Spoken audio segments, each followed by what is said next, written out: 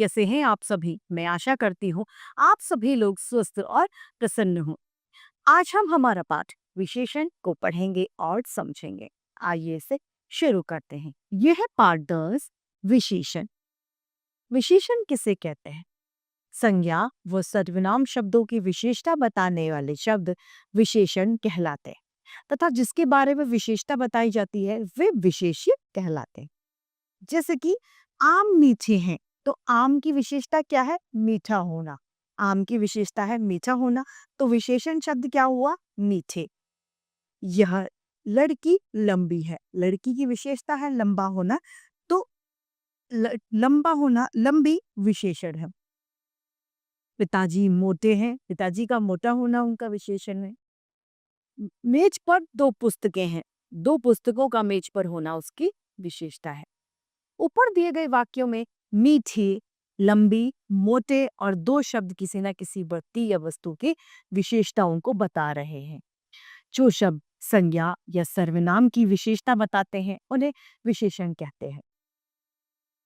विशेषण शब्दों के उदाहरण जैसे कि रंग रूप जो होता है काला, नीला, गोरा, सुंदर, पीला, हरा आदि।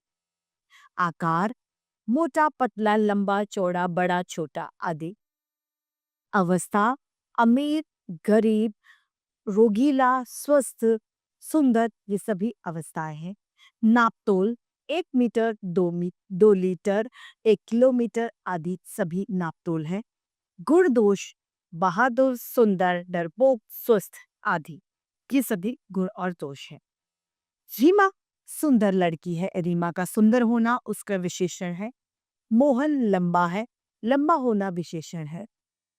1 किलो आम, आम का 1 किलो होना उसकी विशेषता है।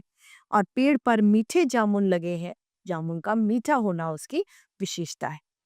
यहाँ पर सुंदर, लंबा, 1 किलो और मीठे शब्द क्रमशः रंग सुंदर तो रंग के लिए लिया गया है, लंबा शारीरिक आकार के लिए लिया गया है, 1 किलो वस्तु के नापतोल के लिए तथा मीठा शब्द स्वाद के लिए लिया गया है।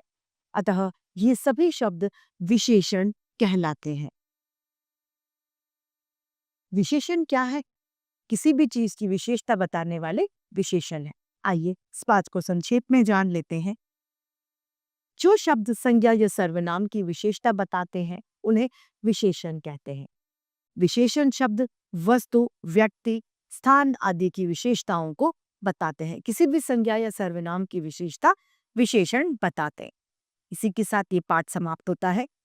मैं आशा करती हूँ आप सभी को यह पाठ विशेषण भले भांति रूप से समझ में आया होगा।